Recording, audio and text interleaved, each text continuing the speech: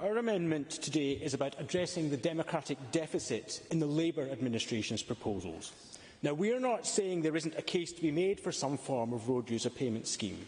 Unlike the Tories, we are open to persuasion, but based on what you actually propose and what action will be done beforehand to ensure realistic alternatives are in place for those who want to travel by more sustainable means. We do recognise the need to take action to address climate change. Like the people of the city, we are open to being persuaded. But if you are so sure of the need to do this, and so sure your plans will be effective, then why not make your case and put it to the test to ensure your plans have public support? As a democracy, we should seek to govern with consent. In fact, real leadership is about bringing people with you. But in the run-up to the 2022 local elections, we know the ruling party repeatedly denied it had a plan to bring in a congestion charge. You didn't put your proposals to an electoral test then, so you should do so now. You're doing this totally the wrong way round. You've already made an in-principle decision, which means you'll be consulting, having already made it clear you want to bring in a road user payment scheme.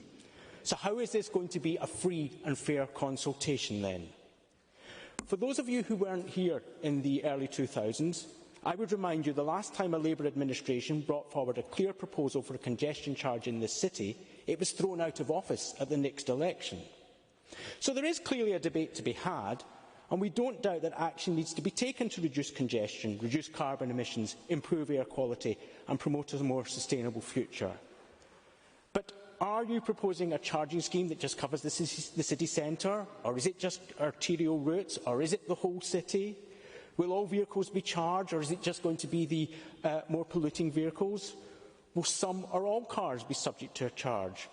Or will cars be completely exempted as they are in the schemes that operate in certain cities in the UK? Will there be clear and substantial improvements to public transport before any charge is imposed? Because in recent years we have seen bus service after bus service withdrawn. So is that going to be reversed first? Will the promised benefits of the South Wales Metro start to reach fruition before we see any charge imposed? We've heard talk for years about the improvements coming, but we've not actually seen much that's tangible yet. So you can understand why some people are sceptical. All too often we are seeing this administration make decisions first and then decide to consult later. We saw that with the handing over the running of St David's Hall to a private company, and now we're seeing it again on the introduction of a congestion charge. It's no wonder that I increasingly hear from residents that they feel this council pays lip service to consultation. All too often, residents feel this council simply doesn't listen when it purports to consult. Well, you can put that right. You can support our amendment today.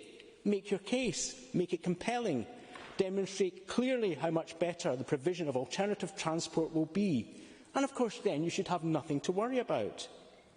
Now, we cannot support the Labour amendment because it endorses the steps the Cabinet took earlier today to make an in-principle decision to support road user charging before you undertake any consultation. So, fellow councillors, I would urge you, please, today to support the Liberal Democrat amendment and make sure you give the people of this city a proper say. Thank you.